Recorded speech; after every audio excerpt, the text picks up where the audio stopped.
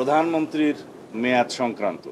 আমরা বলেছিলাম, এর আগের দিনও আপনাদের সামনে বলেছি, প্রধানমন্ত্রীর মেয়াদ সংক্রান্ত একটা পপুলার মতামত এসেছিল যে সর্বোচ্চ 10 বছর জীবদ্দশায় কোনো ব্যক্তি প্রধানমন্ত্রী হিসেবে বহাল থাকবেন না, সেই প্রস্তাবটা আলোচনা হয়েছিল। তো আমরা বলেছিলাম আমরা দলীয় ফোরামে সেটা আলোচনা করে তারপরে জানাবো, এবং সাথে বলেছিলাম যে এই এনসিসি অথবা এনসিসির মতো আর কোনো বডি যদি নির্বাহী বিভাগের কর্মকাণ্ডে বাধাগ্রস্ত করে অথবা ইন্টারফেয়ার করে সেরকম কোনো ব্যবস্থা থাকলে আমরা হয়তো সেই প্রস্তাবটা গ্রহণ করতে পারবো না।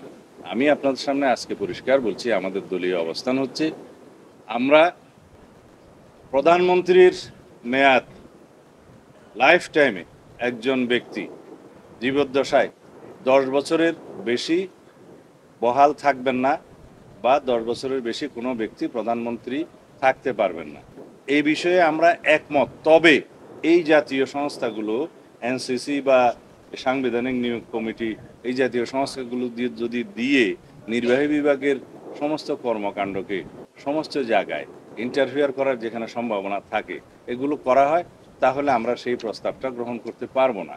তখন আমাদের 31 দফা মাফিক আমাদেরকে যেতে হবে, যেভাবে আমাদের দেয়া আছে আগে সেইভাবে আমরা যাব। এখন প্রশ্ন উঠছে যে আপনাদের এই বিষয়ে ঐক্যমত হয়েছে কিনা। এই বিষয়টাও পেন্ডিং রয়ে গেল, এই বিষয়ে কোনো ঐক্যমত এখনো প্রতিষ্ঠা হয়নি।